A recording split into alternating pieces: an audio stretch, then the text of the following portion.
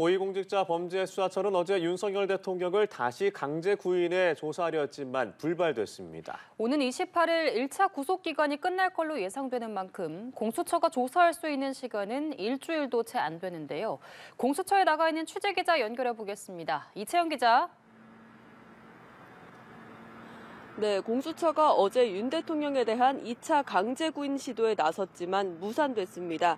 어제 오후 5시 50분쯤 윤 대통령이 구금된 서울구치소에 공수처 검사와 수사관 6명이 찾았는데요. 헌법재판소 변론을 마치고 돌아오는 윤 대통령을 조사하기 위해서였습니다. 하지만 돌연 윤 대통령은 구치소로 가지 않고 병원에 들렀다 밤 9시가 넘어 복귀했고, 이런 동선을 몰랐던 공수처 수사팀은 대기만 하다 3시간여 만에 철수해야 했습니다. 윤 대통령이 구속 뒤에도 조사를 계속 거부하자 공수처는 그제 처음 강제 구인에 나섰지만 변호인 대치 끝에 무산됐고, 어제는 구치소 현장 조사까지도 염두에 두고 갔지만 빈손으로 복귀한 겁니다. 일단 공수처는 향후 조사 일정에 대해선 논의 뒤에 결정하겠다, 이렇게 밝힌 상황인데요. 이르면 오늘 다시 강제 구인이나 현장 대면 조사를 시도할 수도 있습니다.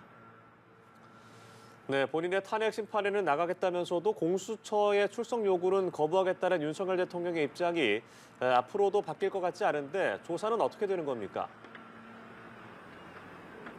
네, 공수처는 오는 28일 1차 구속기간이 만료될 걸로 예상되는 만큼 사실 남은 시간이 넉넉하진 않습니다.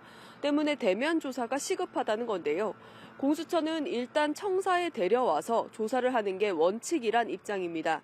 하지만 윤 대통령 측은 윤 대통령이 앞으로 탄핵 심판 변론에 가능하면 다 출석할 것이라 밝히면서 사실상 변론 준비를 조사 거부 명분으로 삼고 있는 모습입니다. 때문에 향후 공수처 조사에도 차질이 불가피해 보이는데요. 공수처는 법원이 구속기한 연장을 허락하고 체포적 부심에 걸린 시간까지 더한다면 오는 2월 7일7일까지 구속수사할 수 있다는 입장입니다. 최대 구속기한 20일 중 열흘은 검찰에 넘겨줘야 합니다.